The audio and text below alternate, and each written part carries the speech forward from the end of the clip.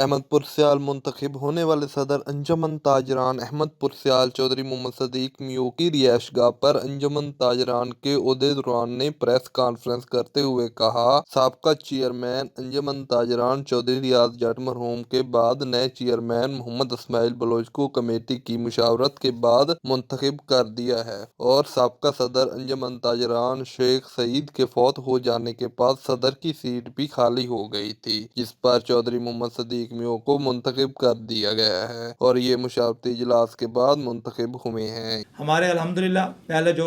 ذمہ داران کام کر رہے ہیں وہ تو پہلے سے کر رہے تھے، لیکن جو کہ 2 عہدے خالی تھے،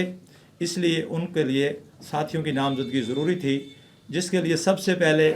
صدر کے لیے تمام ایگزیکٹو باڈی نے متفقہ طور پر چودھری محمد صدیق میو صاحب کو نامزد کیا ہے اور آئندہ انجمن تاجران احمد پرسیال کے صدر چودھری محمد صدیق صاحب ہوں گے۔ اس کے بعد دوسرا عہدہ چیئرمین کا خالی تھا، جس کے لیے ایگزیکٹو باڈی کے تمام اراکین نے متفقہ طور پر مشاورت کے ساتھ محمد اسماعیل بلوچ کو چیئرمین کے لیے نامزد کیا ہے اور آئندہ انجمن تاجران احمد پرسیال کے چیئرمین شپ محمد اسماعیل بلوچ صاحب کے پاس ہوگی۔ اس کے علاوہ ہمارے سینئر نائب صدر ہیں ملک احسان اللہ صاحب، نائب صدر ہیں محمد ناصر صاحب، ہمارے ضلعی ممبر ہیں جناب حاجی محمد اکرم صاحب،